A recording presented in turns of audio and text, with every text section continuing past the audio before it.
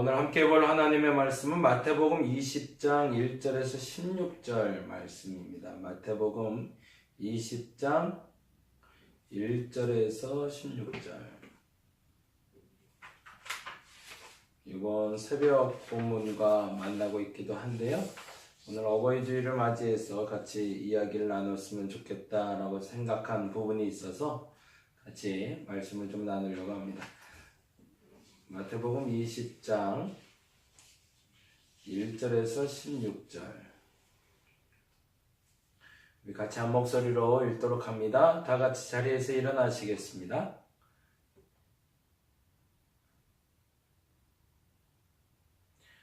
읽겠습니다. 천국은 마치 품꾼을 얻어 포도원에 들여보내려고 이른 아침에 나간 집주인과 같으니 그가 하루 한 데나리온씩 품꾼들과 약속하여 포도원에 들여보내고 또 제3시에 나가보니 장터에 놀고 서 있는 사람들이 또 있는지라.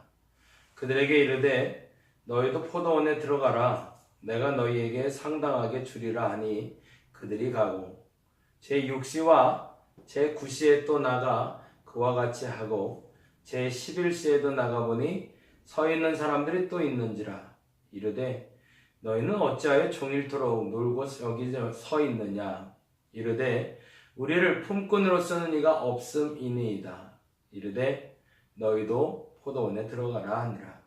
저물매 포도원 주인이 청지기에게 이르되 품꾼들을 불러 나중 온 자로부터 시작하여 먼저 온 자까지 삭슬 주라 하니 제11시에 온 자들이 와서 한 데나리온씩 받거늘 먼저 온 자들이 와서 더 받을 줄 알았더니 그들도 한 데나리온씩 받은지라. 받은 후 집주인을 원망하여 이르되 나중 온 이 사람들은 1시간밖에 일하지 아니하였거늘 그들을 종일 수고하며 더위를 견딘 우리와 같게 하였나이다. 주인이 그 중에 한 사람에게 대답하여 이르되 친구여 내게 잘못한 것이 없노라. 내가 나와 한 데나리온의 약속을 하지 아니하였느냐. 내 것이나 가지고 가라. 나중 온 이 사람에게 너와 같이 주는 것이 내 뜻이니라. 내 것을 가지고 내 뜻대로 할 것이 아니냐. 내가 선함으로 내가 악하게 보느냐. 이와 같이 나중된 자로서 먼저 되고 먼저 된 자로서 나중되리라. 아멘. 오늘은 일감을 구하는 품꾼 그리고 그들을 대하는 주인의 이야기를 통해서 이와 같이 나중된 자로서 먼저 되고 먼저 된 자로서 나중된다라는 이야기를 좀 나누려고 합니다. 마태복음 계속 보고 있고요. 월요일날 시편 보고 화요일부터 금요일까지는 마태복음 보고 있는데 생각보다 제 나름대로는 이번 설교 이 본문은 나름대로 잘 짜졌다라는 생각이 좀 들었어요. 왜냐면 그 시편을 볼 수 있는 눈이 열리는 것도 참 좋지만 복음서를 전체적으로 쭉 개관하면서 볼 수 있다는 것도 참 좋은 기회다라는 생각이 들었습니다. 특히나 마태복음에 대해서 한 번 더 저로서도 점검해보는 시간에 대해서 참 좋고요. 여러분에게도 마태복음의 큰 줄기를 그리고 복음서의 형성 과정을 통해서 우리에게 주시는 하나님의 메시지를 듣는 귀한 시간 되었으면 좋겠습니다. 성경을 읽을 때 이렇게 봐야 된다는 얘기 계속 반복드리고 있는데 첫째는 예수님의 말씀을 먼저 좀 보셔야 돼요. 예수님이 뭐라 말씀하시는가. 사실은 거기에 시작점이 있는 거니까. 우리 예수님께서 도대체 무슨 말씀을 하고 계신지 먼저 적고 그 말씀에 관련된 이야기들을 풀어가고 있습니다. 조금 더 쉽게 말하자면요. 성경이 형성될 때 그랬다는 거죠. 옛날 어르신들한테 전래동화 옛날에 라는 이야기를 듣잖아요. 근데 그 옛날에 라는 이야기를 듣는 것으로 기억이 다 될까? 기억이 잘 안 되잖아요. 근데 사람들이 참 재미난 건요. 그 옛날에 라고 들었던 그 이야기를 기억하지 못해도 그 상황을 기억하는 사람들도 종종 있어요. 저도 그런 기억이 있는데 어떤 이야기를 들었던 기억이 있는데 누구의 그것이 할머니인지 어머니인지 모르지만 무릎 베개를 하고 들었던 기억이 나요. 그런 기억들을 쫓아가서 서로 조합을 시켜놓은 게 성경책입니다. 그러니까 예수님이 무엇인가 말씀하셨고 그 말씀에 대해서 이 얘기를 언제 했더라? 그럼 이제 서로 나눠보는 거죠. 양 목사가 여러분에게 설교를 하는데 이런 얘기를 하고 저런 얘기를 하고 한참 많이 했어요. 근데 옛날에 목사님 이런 얘기 한번 한 적이 있는데 라고 기억날 때가 있을 거 아니에요. 그때가 언제였더라? 그때 그 사람 왔을 때, 그 사람 만나고 있을 때, 그 일이 있을 때 등등 그 기억하는 사건과 그 말과 조합돼서 만들어진 게 복음서입니다.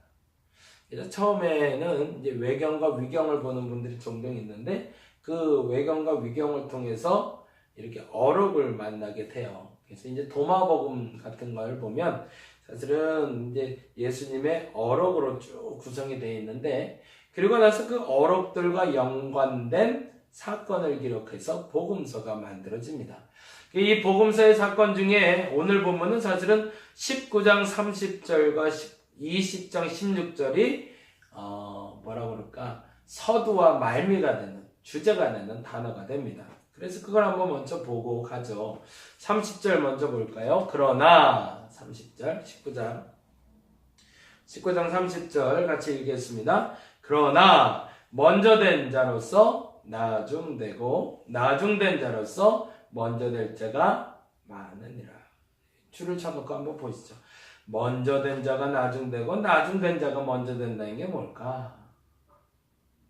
근데 그 얘기가 똑같이 16절에 이렇게 반복이 돼요. 볼까요? 이와 같이 나중된 자로서 먼저 되고 먼저 된 자로서 나중되리라. 그건 뭘까요? 누구든지 앞서거니 뒤서거니 할 수는 있지만 여기서 말하고자 하는 요지는 모두가 다 똑같다라는 거예요. 자식들이 누가 제일 예쁘세요? 첫째가 제일 예쁜가요? 둘째가 예쁜가요? 아들이 예뻐요? 딸이 예뻐요? 손주들 보면 좀 더 다르시죠? 오늘 어르신들 좀 오셨는데 손주 볼 때 누가 제일 예쁘세요? 말 잘 듣는 애가 이뻐요? 말 안 듣는 애가 이뻐요? 안 예쁜 애가 어디 있겠어요? 다 이쁜 거죠. 사실은 이 얘기는 나중된 자가 먼저 되고 먼저 된 자가 나중된다는 얘기와 우리 첫째가 이게 이쁘고 둘째가 이게 예쁘다라는 말과 똑같은 얘기입니다. 제가 아는 목사님 그런 얘기 한번 하신 적이 있는데 자녀가 많으셨어요. 7명인가 8명인가 이제 기억이 잘 안 나네요. 이게 굉장히 다복한 집안이죠. 근데 자녀만 많지 사실은 다들 가난했잖아요. 6.25 동란 그리고 일제시대 말 다 어려울 때니까 이제 은퇴하신 목사님인데 그런데 그런 얘기를 하세요. 이제 누이들도 많으시고 형님들도 많은데 어느 날 집이 너무 어려워서 아이들을 입양을 시켜야겠다고 결심을 하셨대요. 옛날 그랬잖아요. 그래서 딸내미들은 식모로 많이 보냈고 그리고 아들내미들은 좀 이렇게 잘 사는 집에 보내서 교육도 좀 받게 하고 이런 일들. 그래서 옛날에 큰 집 가서 살고 작은 집 가서 살고 이런 일도 많았고 이웃집에 가서 입양돼서 살기도 하고 그런 일들 종종 있었잖아요. 근데 아마 그 어머니도 그랬던 것 같아요. 근데 이제 아이가 줄줄줄줄 나오기 시작하는데 또 아이를 줄줄줄줄 잘 낳는 집이 있고 또 못 낳는 집이 있잖아요. 그리고 집안은 잘 사는. 근데 이제 그 집에 이제 아이를 주기로 결정을 했나 봐요. 그래서 이번에 아이가 하나 나올 것 같은데 이 아이는 너희 줄게 이렇게. 아이를 턱하니 낳고 났는데 애가 너무 이쁜 거야. 그래 줄 수가 있어야지. 그러고 못 줬다는 거죠. 그래서 미안한데 얘는 내가 좀 키워야겠다. 그래갖고 억지로 그 가난한 환경에서도 그 아이를 키우면서 나중에 하나 더 낳으면 그때 꼭 줄게. 이렇게 됐대요. 이제 약속했어. 그리고 이제 시간이 지났는데 덜컹 또 아이가 생겼네요. 그리고 이제 아이가 출산하다가 임박하니까 이제 그쪽에서 얘기를 했겠죠. 이 아이는 우리 꼭 줘라. 우리가 잘 키워줄게. 라고. 그러고 나서 아이를 하나 뚝 하고 낳았는데 요번에는 어땠을까요? 요번엔 너무 못생겼더래요.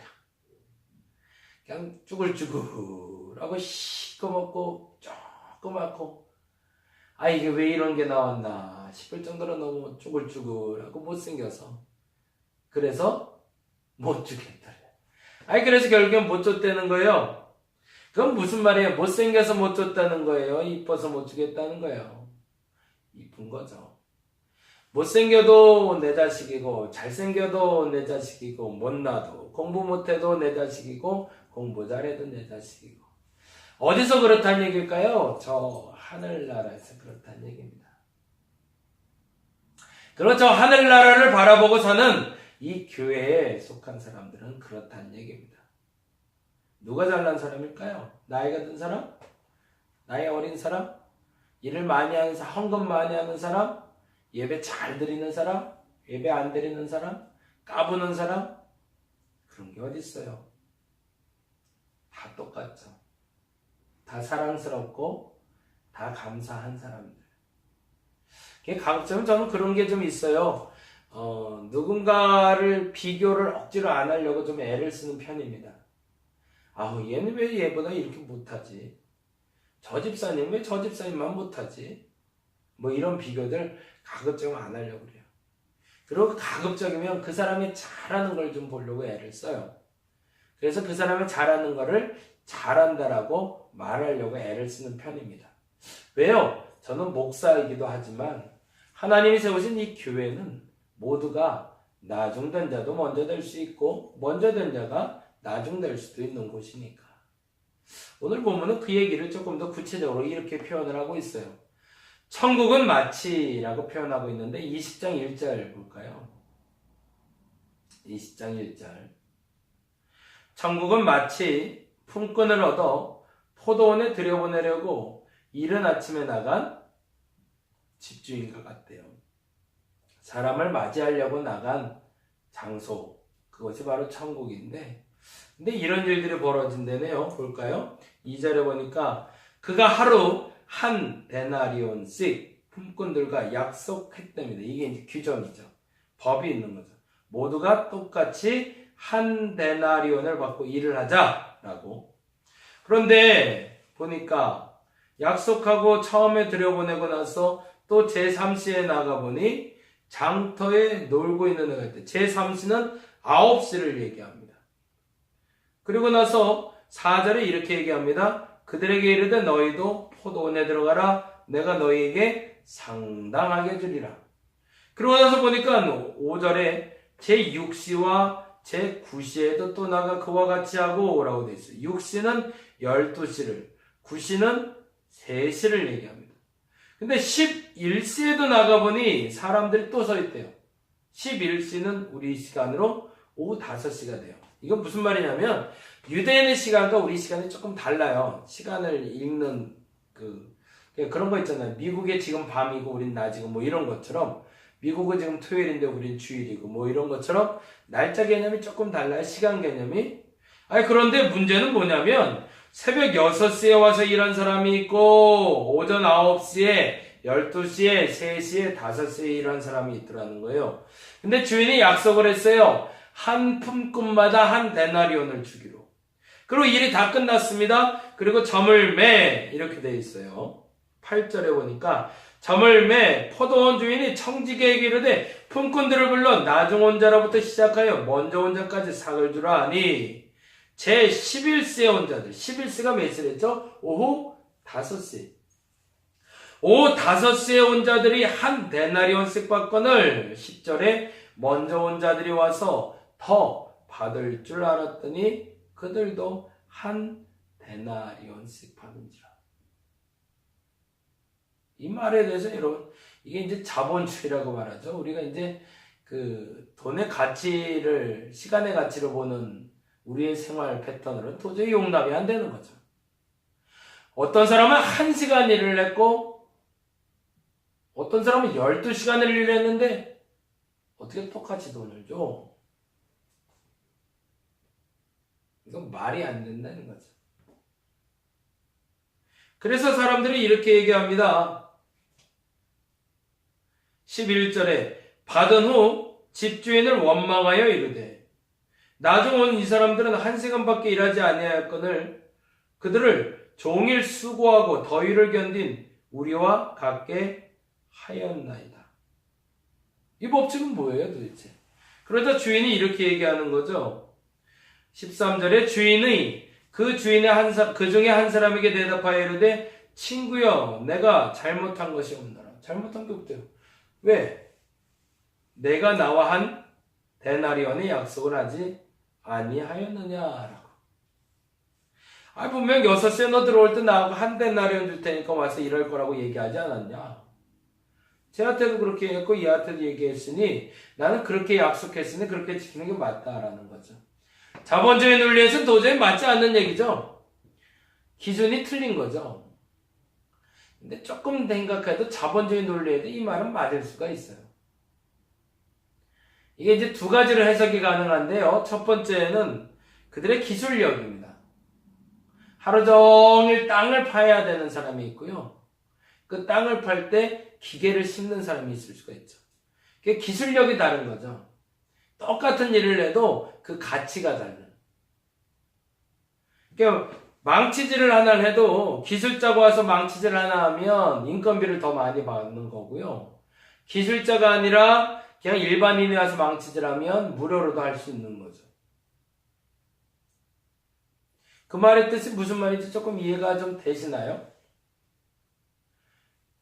전문가는 그 전문가에 맞는 대우를 받아야 된다는 겁니다. 이 말을 뭐 좀 달리 표현하자면 그렇게 곡해라면 곡해지만 그렇게 이해할 수도 있다는 거죠.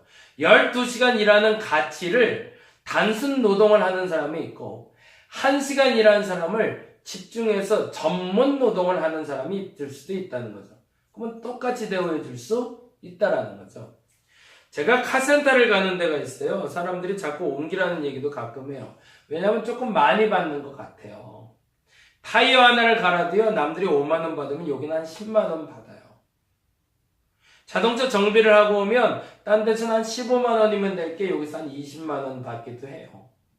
그래서 처음엔 조금 속상하기도 하고 그래서 바꿔보려고 했는데 시간이 지나면서 안 되겠다 생각했어요. 그분하고 거래를 언제부터 했냐면 2011년부터 했으니까 벌써 8년째 제 차는 그분이 맡아서 전담으로 수리를 해줘요. 그동안 갖다 드린 돈도 꽤 되겠죠. 근데 제가 안 바꾸는 이유가 있습니다. 사람들이 볼 때 그분이 받아가는 돈이 부품비에서 많이 가져가지를 않으세요. 부품비는 거의 원가를 받으시더라고요. 뭐 엔진오일 가는데 3만 원이면 거기서도 3만 원 받아요. 근데 엔진오일을 가는 운임비를 조금 더 받으세요. 인건비를 더 받으시는 거죠. 근데 저 그걸 인정을 하기로 했습니다. 왜요? 그분의 전문 인력을 인정해주고 싶어서. 스스로가 장인으로 생각하고 계세요. 스스로가. 저는 그 예우를 충분히 받을 자격이 있다고 봅니다. 어느 날 그런 생각이 들었냐면 그 카센터를 운영하는 사장님하고 이제 한 9년 정도 되니까 이런저런 이제 서로 속 얘기들도 하고 서로 이제 가족사 얘기도 해요. 그래서 아이가 몇 명 있고 뭐 하고 뭐 이런 얘기도 하는데 옛날에 자기가 카센터를 시작할 때 얘기를 하시더라고요. 30대 젊은 나이에 사실은 카센터를 시작을 했는데 그 기름때 묻어가면서 끙끙하고 배우던 옛날 일을 회고하면서 누군가 나에게 와서 이런 일을 배우고자 할 때 내가 도움이 해야겠다는 생각을 했대요. 근데 어느 날 나이가 지긋한 정확히 말하면 이제 40대 중반에 한 남자분이 차를 고치러 오셨대요. 그런데 차를 고치고 나서 이제 얼마 뒤에 와서 조심스럽게 그런 얘기를 하시더래요. 사정 얘기를 들어보니 어느 큰 회사의 중직이었는데 이제는 은퇴할 때가 가까운 거죠. 근데 보통 대기업들 40대 중반에 많이 나오잖아요. 근데 고민이 됐다는 거죠. 앞으로 어떻게 먹고 살까? 그러다 결정을 했다는 거예요. 내가 손기술이 조금 있는데 손기술을 좀 배워보면 어떨까? 그런데 사장님을 보니 사장님한테 제가 배우고 싶다고. 그러고서 본인은 그렇게 얘기했대. 내게 월급을 주지 않아도 좋으니 내가 사장님께 그 이 기술을 좀 배울 수 있게 해주면 안 되겠냐고. 그래서 한 6개월 정도 그분과 함께 동고동락을 하기 시작했답니다. 심지어 거기서 먹고 자고 하면서 자동차 기술을 배웠다는 거죠. 그리고 이제 퇴직할 때가 돼서 이제 퇴직금을 받은 게 있었잖아요. 그래서 그 퇴직금을 모아서 차리려고 보니까 서울 시내에서는 불가능하더래요. 그래서 군산인가 어디에 좋은 땅, 넓은 땅을 하나 짓고 거기에 카센터를 차리기로 결정을 했답니다. 서울 근교에서 하는 것보다 이 동네에서 하는 것보다 훨씬 저렴한 가격에 땅을 구할 수도 있었고 좀 더 넓은 땅을 얻을 수가 있었다는 거죠. 그러고 나서 개업을 하는데 이 사장님이 카센터에 있는 모든 부품 중에 가장 좋은 것을 바리바리 싸들고 내려가셨대요. 그러고 가보니까 널찍하게 잘 자리 잡은 카센터가 있고 거기 사장님을 일하고 계시더랍니다. 그래서 감사한 마음에 부품 다 전달했는데 한 1,000,000원어치인가를 주고 오셨대요. 그리고 돌아오는 김에 참 뿌듯했다는 얘기를 한번 들은 적이 있어요. 근데 그때 제가 두 가지 생각을 하게 됐습니다. 아, 첫째는 이분은 장인이구나. 그냥 단지 자동차를 고치는 사람이 아니라 사람을 고쳐내는 장인이구나. 두 번째는 누군가의 제자를 만들 수 있는 스승이구나 라는 거였습니다. 그래서 알게 됐습니다. 이분은 장인으로서 예우를 받을 만하다. 그래서 남들이 좀 비싸다고 얘기해도 그 자동차 학원에 가서 자동차 센터, 카센터에 가서 차를 맡깁니다. 이것이 제가 보는 첫 번째 해석입니다.